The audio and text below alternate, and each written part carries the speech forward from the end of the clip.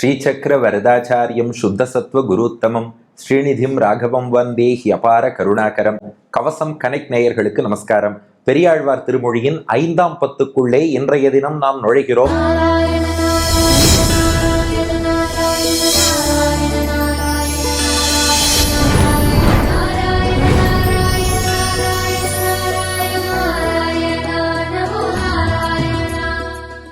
ஐந்தாம் பத்துல முதல் திருமொழி வாக்கு தூய்மைன்னு தொடங்கக்கூடிய அற்புதமான பதிகம். இது அப்படியே முன் 3 பதிகங்களின் தொடர்ச்சியாம். அதாவது இதுக்கு முன்னாடி 3 திருமொழிகள் வரிசையா திருவரங்கநாதனுக்காகவே பாடினார் அல்லவா பெரியாழ்வார். இந்த பதிகமோ அதே அரங்கனுக்குத்தான்னு நம்ம ஆச்சாரியர்கள் காட்டுகிறார்கள். ஆனா பாட்டை நல்லா கவனிச்சு பாருங்க. எங்கேயும் திருவரங்கம் திருவரங்கநாதன் அப்படியெல்லாம் பாட்டுல இருக்காது. அப்புறம் எப்படி நீங்களாவே ஸ்ரீரங்கம்னு சொல்லிக்கலாமான்னா அப்படி இல்லையா. இது வரைக்கும் க்ஷேத்திரத்தையும் அங்கே உள்ள பெருமாளையும் வர்ணித்து கொண்டே வந்தார் பெரியாழ்வார். இப்ப இந்த பதிகம் எப்படின்னா, திருவரங்கத்துல பள்ளி கொண்ட பெருமாளுக்கும் பெரியாழ்வாருக்கும் இடையே நடைபெறக்கூடிய ஒரு உரையாடல் கான்வர்சேஷனாக இது அமைஞ்சிருக்கு. ஒவ்வொரு தடவையும் ஸ்ரீரங்கம் ரங்கநாதன் சொல்லணும்னு அவசியம் இல்லை. இப்படி உதாரணம் வச்சுப்போமே, நம்ம வீட்டிலேருந்து இன்னைக்கு ஸ்ரீரங்கத்துல பெருமாளை சேவிக்க கிளம்புறோம்னு வச்சுக்கோங்களேன். அப்ப நம்ம வீட்டுல என்ன சொல்லுவோம், நான் ஸ்ரீரங்கம் போறேன்போம். ஸ்ரீரங்கம் ஊர் வந்ததுக்கு அப்புறம் ஆகா ஸ்ரீரங்கம் வந்துருக்கேம்போம்.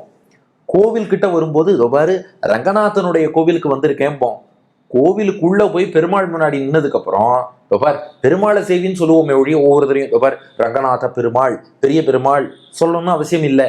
பெருமாளுடைய பேசின்னு இருக்கும்போது திருவரங்கத்திலே கோவில் கொண்டு இருக்கும் திருவரங்கநாதனே அப்படிதான் பேசணும் தேவையில்லையே.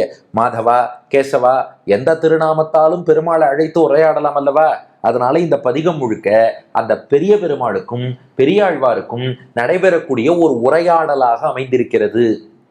சரி, இது எதை பத்தின உரையாடல்னா, பெரியாழ்வார் பெருமாள்கிட்ட சொல்றாராம், என்னுடைய மனசும் புலன்களும் மேல் விழுந்து ஒன்ன தாண்டா அனுபவிப்பேங்கிறது, விட்டாலும் விடவே மாட்டேங்கிறது, பிடிச்சி இழுத்தாலும் எனக்கு பெரிய பெருமாள் தான் வேணும், அவரைத்தான் அனுபவிப்பேன்னு என் மனமும் புலன்களும் உன்னையே நாடி செல்கின்றன என்பதை பெரியாழ்வார் பெரிய பெருமாளிடம் தெரிவிப்பதுதான் வாக்கு தூய்மைன்னு தொடங்கும் 5ஆம் பத்துல முதல் திருமொழி பதிகம். அதுல முதல் பாசுரம் வாருங்கள் அனுபவிப்போம். இப்ப நம்ம மானசீகமா எங்க இருக்கோம், திருவரங்கம் பிரணவாகார விமானத்துக்கு கீழே ஆதிசேஷன்ல பெரிய பெருமாள் பள்ளி கொண்டிருக்கிறார். பெரியாழ்வார் முதல் பாசுரம் விண்ணப்பம் பண்றார். வாக்கு தூய்மை இலாமையினாலே மாதவா உன்னை வாய்க்கொள்ள மாட்டேன், நாக்கு நின்னை அல்லால் அறியாது நானது அஞ்சுவன் என் வசம் அன்று, மூர்க்கு பேசுகின்றான் இவன் என்று முனிவாயேலும் என் நாவினுக்கு ஆற்றேன், காக்கை வாயிலும் கட்டுரை கொள்வர் காரணா கருட கொடியானே. வாக்கு தூய்மை இலாமையினாலே மாதவா உன்னை வாய்க்கொள்ள மாட்டேன், நாக்கு நின்னை அல்லால் அறியாது நானது அஞ்சுவன் என் வசம் அன்று, மூர்க்கு பேசுகின்றான் இவன் என்று முனிவாயேலும் என் நாவினுக்காற்றேன், காக்கை வாயிலும் கட்டுரை கொள்வர் காரணா கருட கொடியானே. இப்ப பெரியாழ்வார் பெரிய பெருமாளை பார்த்து சொல்றார், என்னுடைய மனசும் சரி என் புலன்களும் சரி உங்ககிட்ட தான் ஈடுபடுறது, அதுலயும் குறிப்பா என்னுடைய நாக்கு இருக்கே உன் திருநாமங்களையே பாடுவேங்கிறதுன்னார். பெரிய பெருமாள் சொன்னார், நல்ல விஷயம் தானே, நாம சங்கீர்த்தனம் அண்ணா பண்ணுங்களேன்னார். பெரியாழ்வார் சொல்றார், அங்கதான்ப்பா பிரச்சனையே ஆரம்பம். வாக்கு தூய்மை இலாமையினாலே, வாக்குல ஒரு தூய்மை இருக்கணும்ப்பா.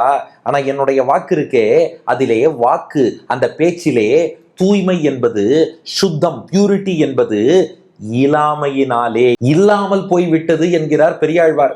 இதுக்கு ரொம்ப அழகான வியாக்கியானம் மணவாள மாமுனிகள் பண்ணுகிறார். கொஞ்சம் அடிக்கோடிட்டுக் கொள்ளுங்கள். இதுக்கு வியாக்கியானம் மணவாள மாமுனிகள் பண்றார். பெரியாழ்வார் பெருமாள்கிட்ட சொல்றாராம், என் வாக்குல தூய்மை இல்லப்பா.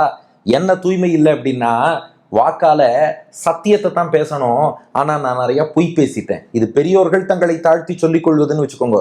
சத்தியத்தை பேசணும், ஆனா நிறைய பொய் பேசிட்டேன். அது மட்டும் இல்ல, இந்த வாக்கால பகவானைத்தான் ஸ்துதி பண்ணணும், ஆனா பல பல மனிதர்களை துதித்து விட்டேன். அப்ப இத்தனை காரியம் பண்ணிட்டேன்னா வாக்கு என் பேச்சிலே தூய்மை என்பது பகவானைத்தான் துதிப்பேன், மற்றவர்களை துதிக்க மாட்டேன், சத்தியத்தை தான் பேசுவேன், பொய் பேச மாட்டேன் போன்ற தூய்மை இல்லாமையினாலே, இது இல்லாமல் போனதாலே இந்த அழுக்கான வாக்க வச்சுட்டு உன்னை எப்படி துதிப்பேன், நீ யாருன்னா மாதவா, இந்த இடத்துல இருந்து பெரியவாச்சான் பிள்ளை வியாக்கியானம் பண்றார். மா என்றால் மகாலட்சுமின்னு அர்த்தம், தவன்னா கணவன் அர்த்தம்.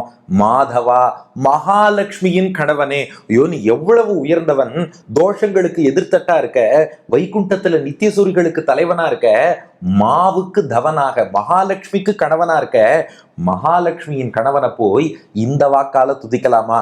வாக்கு தூய்மை இல்லாமையினாலே, என்னுடைய வாக்குல தூய்மை இல்லப்பா, நான் ஏதோ பொய் பேசுறவன், பிறரை தூஷணம் பண்ணுபவன், யாரையோ ஸ்தோத்திரம் பண்ணுபவன், இந்த வாக்கால மாதவா நீ எப்பேற்பட்ட உயர்ந்தவன், மாதவனாக இருக்கிறாய். பெரியவாச்சான் பிள்ளை வியாக்கியானம், உன்னை வாய் கொள்ள மாட்டேன், இவ்வளவு தூய்மையான உன்னை வாய் கொள்ள மாட்டேன்னா இந்த வாயில் கொண்டு துதிக்க மாட்டேன்னு அர்த்தம். உன்னை கொண்டு போய் என் வாயில வைக்கலாமான்னு அர்த்தம். இது ரொம்ப அழகான வியாக்கியானம் பாருங்க. வாய் கொள்ள மாட்டேன் அப்படின்னா என்ன அர்த்தம்னா, இந்த வாயால் துதிக்க மாட்டேன், இந்த வாய் கொண்டு துதிப்பதற்கு யோக்கியத்தை இல்லாதவனாக, தகுதி இல்லாதவனாக ஆகிவிட்டேன்னு அர்த்தம். எல்லாம் சரிதான். இந்த முதல் வார்த்தைக்கு மட்டும் மணவாள மாமுனிகள் வியாக்கியானம்னு, அடுத்ததுலேருந்து பெரியவாச்சான் பிள்ளை வியாக்கியானம்ங்கிறிய, அது என்ன ரகசியம்னா கேளுங்கோ. பெரியாழ்வார் திருமொழிக்கு பெரியவாச்சான் பிள்ளைங்கிற மகான் முன்பே பூர்த்தியா வியாக்கியானம் பண்ணிட்டார். ஆனா இன்றைக்கு மாதிரி அந்த காலத்துல பிடிஎஃப் கிடையாது, இன்னைக்கு மாதிரி சாஃப்ட் காப்பி வச்சுக்க முடியாது, இன்னைக்கு மாதிரி பிரிண்ட்டும் பண்ண முடியாது. ஓலை சுவடிகள்ல தான் அந்த காலத்துல எழுதி வச்சிருப்பா. ஆனா பெரியவாச்சான் பிள்ளை பண்ண வியாக்கியானத்தின் பெரும் பகுதி ஓலைச்சுவடிகள் கரையா அரிச்சு அப்படியே சில்லெறிஞ்சு போயிடுது. பின்னாடி மணவாள மாமுனிகள் அவதாரம் பண்றார். மற்ற எல்லா ஆழ்வார்கள் பாசுரத்துக்கும் பெரியவாச்சான் பிள்ளை வியாக்கியானம் கிடைச்சுடுத்து. பெரியாழ்வார் திருமொழிக்கு மட்டும் முதல் 4 பத்துக்கான வியாக்கியானம் காணும். உடனே மணவாள மாமுனிகள் பார்த்தார், அந்த வியாக்கியானத்தை நாம் பண்ணிடுவோம்னு சொல்லிட்டு அந்த முதல் 4 பத்துக்கும் மணவாள மாமுனிகளே வியாக்கியானம் பண்ணார். அதனாலதான் அத்தனையும் மாமுனிகள் வியாக்கியானம்னு சொல்லித்தான் நாமளும் உபன்யாசம் பண்ணோம். இப்ப 5ஆம் பத்து தொடங்குறது.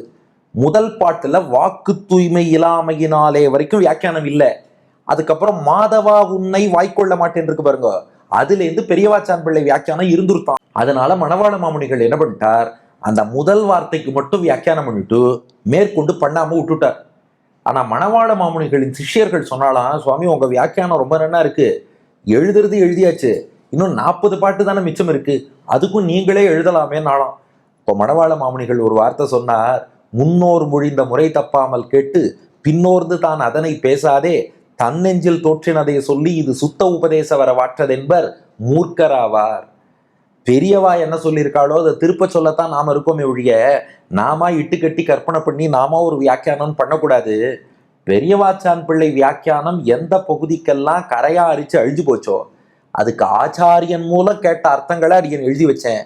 எப்ப இதுக்கு மேல உள்ள பகுதிகளுக்கு அந்த மகான் பெரியவர் பெரியவாச்சான் பிள்ளைன்னு ஒருத்தர் வியாக்கியானம் பண்ணியிருக்காரோ அதை மீறி நாம ஒரு அர்த்தம் எழுதப்படாதுன்னாராம். இதை ஒரு நிமிஷம் நாமெல்லாம் நினைச்சு பார்க்கணும். இப்போ நம்மலாம் என்ன பண்றோம்னா, ஆச்சாரியர்கள் பல அர்த்தங்கள் காமிச்சா, சில பேர், நான் தப்பா சொல்லலை, யூடியூப் கமெண்ட்லேயே வந்து இப்படி சொன்னாலும் என் மனசுக்கு இப்படிதான் தோன்றது, இதுக்கு இப்படி வச்சுக்கலாமோன்னு எனக்கு தோன்றது, இவர் இப்படி சொல்லியிருந்தா சிறப்பா இருக்கும், நாம 1008 கருத்து சொல்றோம்.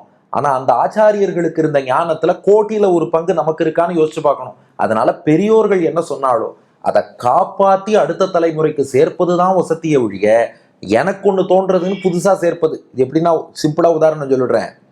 புதுசா கோவில் கட்டுறதை விட ஏற்கனவே கட்டி வச்ச கோவிலை காப்பாத்தி அதுக்கு சம்பரோட்சணம் பண்றதுக்கு தான் புண்ணியம் அதிகம். அது போல புதுசா நூல் எழுதுவதை விட முன்னோர்கள் எழுதினவற்றை நாம் பாதுகாக்க வேண்டும். அதை பாதுகாத்து அதன் சாரம் மாறாமல் அடுத்த தலைமுறையிடம் சேர்க்க வேண்டும். இதுக்கு தான் உயர்ந்த புண்ணியம். அதுதான் நாம் பண்ணக்கூடிய சிறந்த கைங்கரியம். அதை பண்ணின ஒரு மகான் மணவாள மாமுனிகள். முந்தின பகுதிகளுக்கு பெரியவாச்சான் பிள்ளை திருவுள்ளத்துல என்ன இருந்ததோ அதை ஆச்சாரியர் மூலம் கேட்டு வியாக்கியானம் பண்ணார். மேற்கொண்டு உள்ள பகுதிக்கு அவரோடது இருக்குன்னா கை வைக்க மாட்டேன்னு அப்படியே விட்டார். அதனாலதான் வாக்கு தூய்மை இல்லாமையினாலே அதுவரை மாமுனிகள், பெருமாளே என்னுடைய பேச்சு கண்ட விஷயங்களை பேசிவிடுத்து, இவ்வளவு அழுக்கான ஒரு வாயாலே அழுக்கான பேச்சை பேசக்கூடிய இந்த நாவாலே மாதவா பிராட்டியின் கேள்வனான உன்னை வாய்க்கொள்ள மாட்டேன், இந்த வாயில் கொண்டு துதிக்க மாட்டேன்னார்.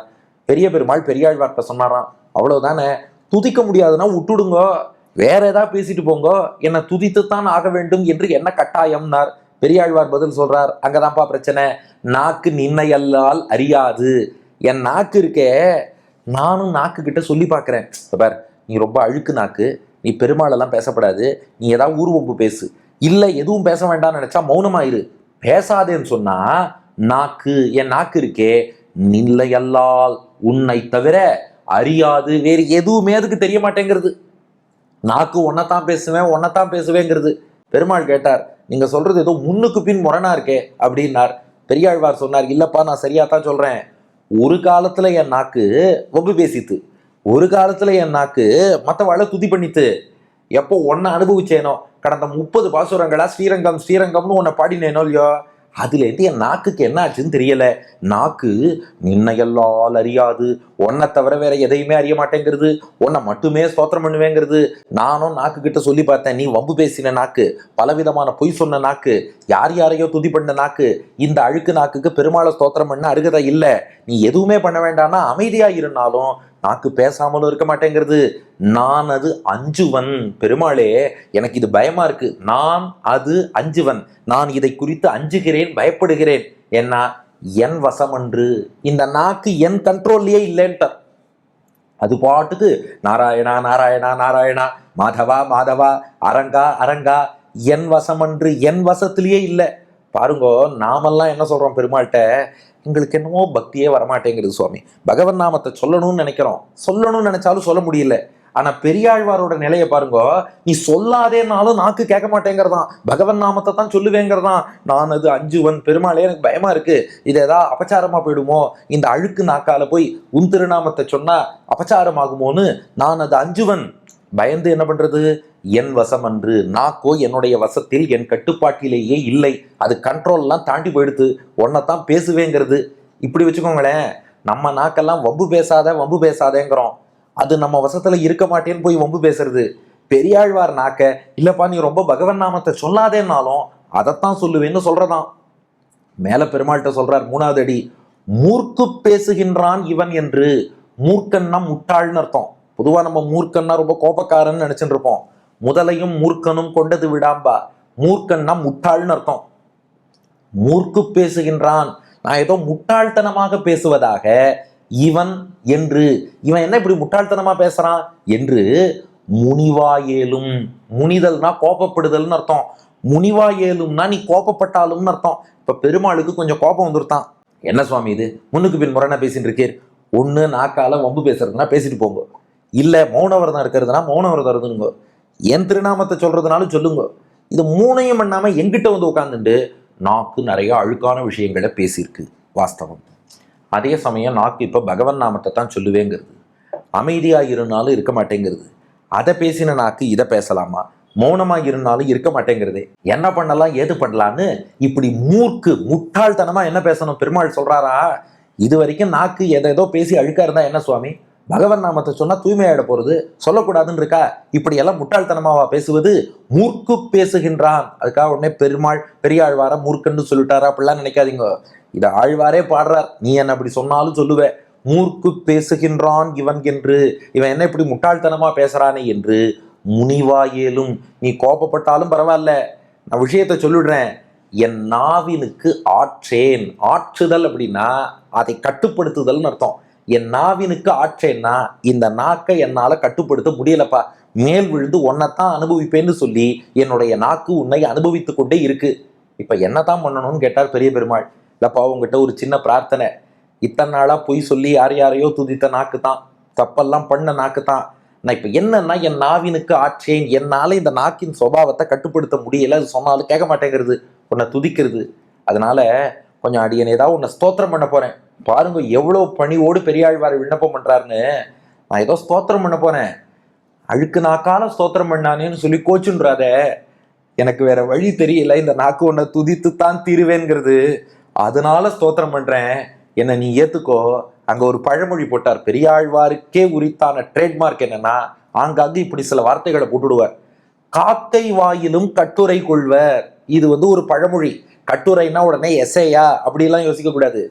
காக்கை வாயிலும் கட்டுரை கொள்வர்னா, ஒரு நல்ல வார்த்தை பேசினா அது காகமே பேசினாலும் கூட விஷயம் என்னன்னு தான் பார்ப்பாளாம். எப்பொருள் யார் யார் வாய் கேட்பினும் அப்பொருள் மெய்ப்பொருள் காண்பதறிவு.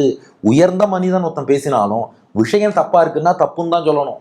ஒண்ணுமே இல்லாத ஒருத்தன் பேசினாலும் அவன் சொல்ற விஷயம் சரியா இருக்குன்னா அதை ஏத்துக்கணும். இதைத்தான் புது கவிஞர்கள் சொல்றா. உடனே இதை ஏன் நீ சொன்னேன்னு கேப்பா. நல்லது இருந்தா ரசிப்போமே. முள்ளில் ரோஜா மலர்ந்ததாலே முள்ளுக்கு என்ன பெருமை, சிப்பிக்குள்ளே பிறந்ததாலே முத்துக்கு என்ன சிறுமை, எங்கே நன்மை இருந்த போதும் ஏற்றுக்கொள்ளும் உலகம். உலகத்தின் இயல்பு நன்மை எங்க இருந்தாலும் ஏத்துக்கும். முள்ளு இருக்குங்கிறதுக்காக மேல இருக்க ரோஜாவை யாரும் புறக்கணிக்கிறது இல்ல. அதே சமயம் முத்து உருவான இடங்கிறதுக்காகவே சிப்பியை எல்லாரும் கொண்டாடுறதும் இல்லை. அதனால நன்மை எங்க இருக்கோ அதை ஏற்பார்கள், தீமை எங்க இருக்கோ அதை விளக்குவார்கள். இதுதான் புத்தி உள்ளோர் செய்யக்கூடியது. காக்கை வாயிலும் கட்டுரை கொள்வர்னா அது பழமொழி. இதை ஒன்னொன்னையும் அப்படியே டீகோட் பண்ணி காக்காவோட வாயில, ஓஹோ அப்ப காக்கா பேசுமா, அதெல்லாம் இல்லை. அது ஒரு தொடர்மொழி. காக்கை வாயிலும் கட்டுரை கொள்வர்னா ஒரு காகமே பேசினாலும் அது விஷயம் என்ன இருக்குன்னா பெரியோர்கள் ஏத்துப்பா. இப்ப பெரியாழ்வார் அப்படியே ரிவர்சல் ஆஃப் ரோல்ஸ் பண்றார். பெருமாளே அடியன ஒரு காகம்னு நினைச்சுக்கோ, காகம் துதி செஞ்சாலும் சொல்ற விஷயம் பகவன் நாமான்னா ஏத்துக்கலாம் இல்லையா? மேலும் நீ ஏத்துட்டு தான் ஆகணும். நீ யாருனா காரணா கருட கொடியானேன்னார். காரணானா உலகத்துக்கெல்லாம் காரண பொருள், தாயாக தந்தையாக காரணமாக இருந்து எங்களையெல்லாம் ஈன்றெடுத்து பிறவி கொடுத்தவன் நீதான். அப்போ காரண பொருளா இருந்துட்டேன்னா பெற்றோர்கள்னு ஆயிட்டான்னா குழந்தை பேசுற மழலையை ரசிச்சு தானே ஆகணும். நீ காரண பொருள் என்றால் அடியன் உளர்றதையும் நீ ரசிச்சு தானப்பா ஆகணும். அது மட்டும் இல்ல, கருட கொடியானே. சில பேர் இதை பிரிச்சுட்டு கொடியானே பெருமாளை கொடியவனேன்னு பெரியாழ்வார் சொல்லிட்டார். அது இல்ல, கொடியானேன்னா கொடியை உடையவனேன்னு அர்த்தம். கருளன்னா கருடன் அர்த்தம். கருள கொடியானேன்னா கருடனை கொடியாக கொண்டவனே. அது எதுக்கு இங்க வந்தது? வேற ஒன்றும் இல்லை, பெருமாள் காரண பொருள் இல்லையா, காரணான்னு சொல்லியிருக்காரு இல்லையா. காரணம்ங்கிறதுனால அவர் தான் நம்மளெல்லாம் காப்பாற்றணும். தோட்டம் வச்சவன் தான் தண்ணீர் விடணும்பா இல்லையா. அது போல எல்லாரையும் படைச்ச பெருமாள் நம்மளெல்லாம் காப்பாத்துறாராம். காப்பாத்திட்டு எத்தனை பேரை காப்பாத்திருக்கேன் தெரியுமா அப்படின்னு வேறு வெற்றி கொடி நாட்டுகிறாராம்.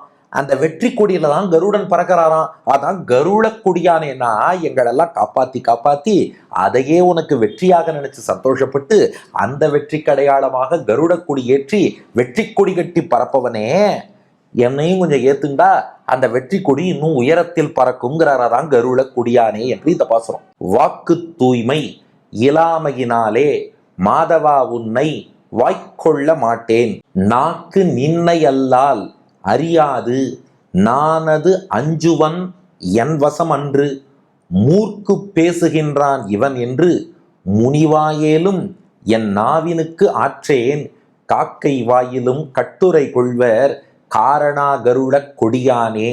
வாக்கு தூய்மை இலாமையினாலே மாதவா உன்னை வாய்க்கொள்ள மாட்டேன், நாக்கு நின்னை அல்லால் அறியாது நானது அஞ்சுவன் என் வசம் அன்று, மூர்க்கு பேசுகின்றான் இவன் என்று முனிவாயேலும் என் நாவினுக்காற்றேன், காக்கை வாயிலும் கட்டுரை கொள்வர் காரணா கருட கொடியானே.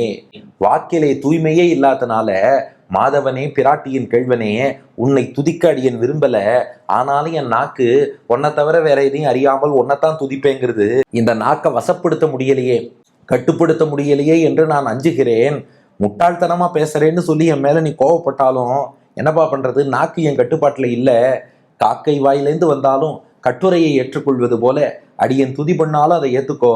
காரண பொருளே கருடனை கொடியாக கொண்டவனேங்கிறது பாட்டின் திரண்ட பொருள். அடியன் வழங்கும் ஆங்கில வடிவம்.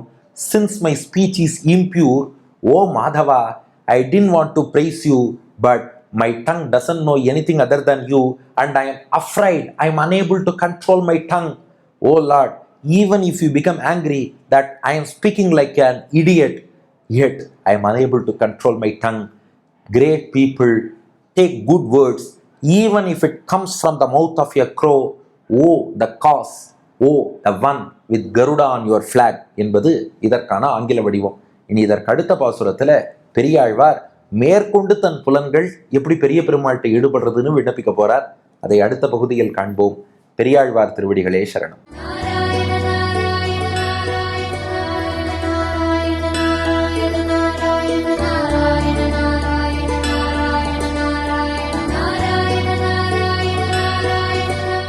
வாக்கு தூய்மை இலாமையினாலே